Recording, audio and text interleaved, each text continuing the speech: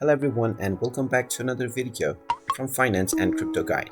In this video, I'm going to show you how to log into your account on Zing HR. So let's get started right away.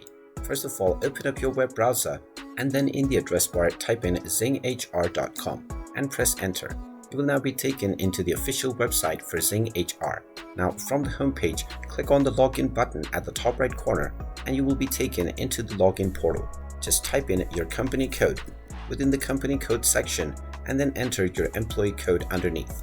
You can then type in your account password within the password box and then you can click on the login button and you will be logged into the Zing HR platform right away.